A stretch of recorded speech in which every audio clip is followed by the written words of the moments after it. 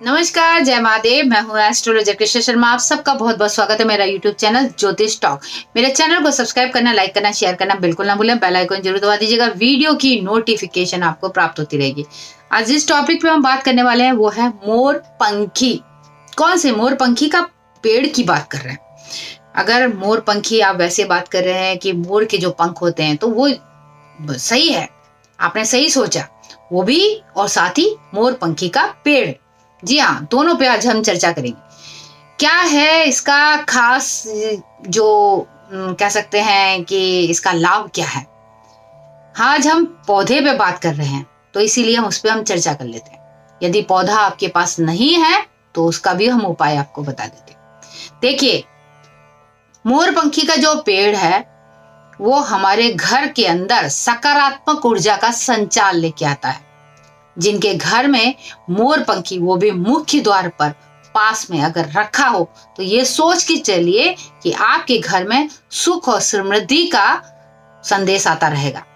आपके घर में सुख और समृद्धि का आगमन रहेगा। इसके अलावा मोर पंखी का जो पेड़ है वो आपके परिवार का और आपका दोनों का जो है सुरक्षा का कह सकते हैं प्रतीक माना जाता है। और ज्यादातर हम कहते हैं ये मोर पंखी का जो पेड़ है, जो पौधा है, उसकी जो पत्तियां हैं, यदि विद्यार्थी लोग अपने जो किताबें हैं उसके अंदर रखते हैं तो भी बहुत ज्यादा उत्तम रहता है। मोर पंखी के पौधे को अपने घर के मुख्य द्वार पर जिस दिन आपको रखना है वो है बुधवार का दिन। आप बुधवार के दिन रख सकते हैं, और उसके अलावा अगर रखना है सोमवार का दिन। तो आप जो है मोर पंखी का पौधा आप अपने घर के मुख्य द्वार पर रखिए।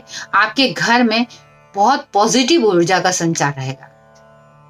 और इसके अलावा आप इस मोर पंख की जो पौधा है, उसका जो पंख है, यानी जो पत्ती है, उसको आपने भगवान श्री कृष्ण को समर्पित अगर आप करते हैं, कब, यानी बुधवार को करिए, सोमवार करिए, जब भी है, ऐसा कोई इसमें समय नहीं है, शनिवार को छोड़ के भगवान श्री कृष्ण के पास में आप उस मोर पंखी को चढ़ाते हैं तो आप बहुत ज्यादा प्रसन्न रहते हैं। अब मान लीजिए आपके पास मोर पंखी नहीं है तो सिर्फ उस मोर पंखी का जो पौधा का जो पत्ती है, अगर उसको ही आप चढ़ा देंगे तो भी भगवान श्री कृष्ण की कृपा आपके ऊपर बनी रहेगी।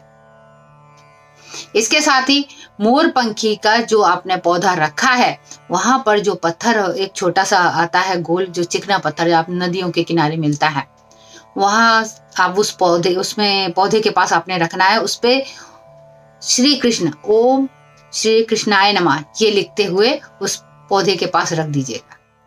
उसकी जो पॉजिटिव ऊर्जा है और ज्यादा बढ़ जाएगी। आपको उसकी साफ सफाई का जरूर ध्यान रखना है। ये नहीं कि उसके पास में आप कोई गंदी चीजें फेंक दें या कोई गंदा हाथ लगा दें। कभी भी इस पेड़ को कोई भी झूठे हाथ से नहीं छूना है, ना ही कोई इसको गंदे हाथ, कोई नॉनवेज वगैरह का हाथ होते हैं उससे नहीं छूना है, वरना उसकी जो पॉजिटिव ऊर्जा का जो उसके अंदर संचार है वो खत्म हो जाता है। तो ऐसा नहीं करना है, आप इस बात का जरूर ध्यान रखिएगा। यदि आप चाहते हैं कि मोर पंखी का पौधा आपके घर में अच्छा परिणाम दे तो इसके लिए जरूरी है उसकी सुरक्षा का, उसकी साफ सफाई का आपको बहुत ज्यादा ध्यान रखना है।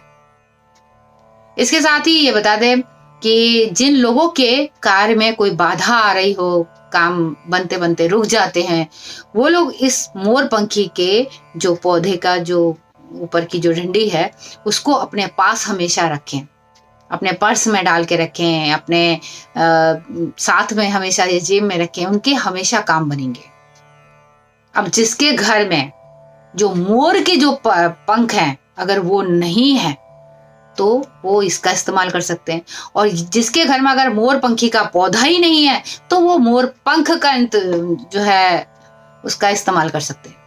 घर के मुख्य द्वार पर जो भी पौधा आपने लगाया है उस पौधे में आपने मोर पंखी का जो मोर पंख है उसको आपने गमले में लगा देना है, यदि आपके पास पौधा नहीं है तो, या फिर अपने घर के मुख्य द्वार पर ऊपर चौखट के ऊपर आपने मोर पंखी लगा देना है। इससे भी आपके घर में मांगलिक कार्य की जो है समाचार आते रहेंगे, सुख और समृद्धि का संचार रहेगा, तो ऐसा भी आप कर सकते हैं। इसके अलावा ये बता दें, भगवान शिव को मोर पंख से अगर इसी का मोर पंखा झाला बना के अगर हवा करते हैं तो भी आपके ये सोचिए जो कालसर्प दोष है उससे आपको मुक्ति प्राप्त होती है। और मोर पंख सोमवार के दिन मैं इसलिए बोल रही हूँ, और भी ज्यादा इसका प्रभाव बढ़ जाता है। जिनको कालसर्प दोष लगा है वो मोर पंखी का पौधा जरूर अपने घर के मुख्य द्वार पर लगाए। इससे उनको बहुत ज्यादा राहत प्राप्त होती है। उनके जीवन में जो बनते बनते काम उनके बिगड़ जाते हैं वो काम नहीं बिगड़ेंगे। ये आप जरूर एक बार आजमा के जरूर देखिएगा, क्योंकि हमने ज्यादातर बताया है कि मोर के जो पर होते हैं वो आप अपने पास रखिए, अपने संभाल के रखिए, मगर मोर पंखी के पौधे के बारे में जो मैंने आज वीडियो बनाया है उस पे मैं आपको बता रही हूँ कि जिनको कालसर्प दोष है, जिनके ऊपर कोई ग्रहों का प्रकोप है, राहु केतु का प्रकोप है, तो उनको क्या करना चाहिए, अपने घर के मुख्य द्वार पर मोर पंखी का पौधा लगाना है। वो भी सोमवार के दिन लगाना है।